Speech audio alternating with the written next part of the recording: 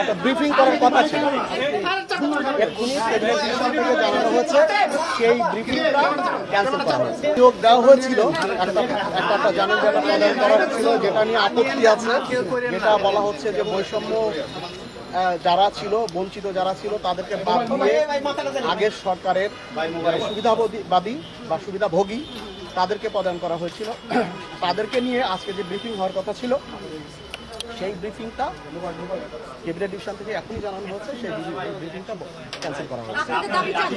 আমাদের দাবি এই প্রজ্ঞাপন দুটি যে হয়েছে এটা বাতিল করে দিয়ে এখানে সত্যিকারের যারা মেধাবী, যোগ্য এবং সততা, মেধা এবং দক্ষতার যোগ্যতার ভিত্তিতে নতুন করে এগুলো নিয়ে আপত্তি আছে, সেই আপত্তিগুলো আমরা আমাদের পক্ষ থেকে আমাদের এখানে যারা অফিসার আছে তারা সবাই জানিয়েছে যে এই অফিসার যারা প্রদান করা হচ্ছে তাদের অনেকের বিরুদ্ধে অভিযোগ আছে, সেইগুলো খতিয়ে দেখে যারা মেধাবী, যোগ্য এবং সৎ যারা অফিসার আছে তাদেরকে প্রদান। সেটাও তো দেখেছেন যে সরকার পরিবর্তনের সাথে সাথে অনেক কিছুই পরিবর্তন হচ্ছে।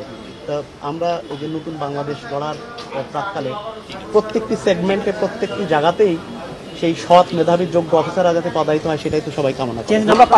আমরা এখানে যে প্রসেসের সাথে যারা জড়িত সবার বিরুদ্ধেই অভিযোগ ঠিক না, আমরা বলছি যে এই বিষয়গুলোকে পুনর্বিবেচনা করে যেটা বললাম সেটা করা। আমরা তো আসি শান্তিপূর্ণভাবে, কেউ তো আর এখানে জানেন আমরা সবাই বাংলাদেশ অ্যাডমিনিস্ট্রেটিভ সার্ভিস অ্যাসোসিয়েশনের আমরা লোক, আমরা অ্যাডমিন ক্যাডার অফিসার, আমরা বিভিন্ন পর্যায়ে ফিল্ডে কাজ করেছি আপনাদের সাংবাদিকদের সাথে, সবার সাথে মিলেমিশে আমরা এই ছাত্র আন্দোলন এবং বর্তমান সরকারের যে আদর্শ সেই আদর্শ ধারণ করি আমরা।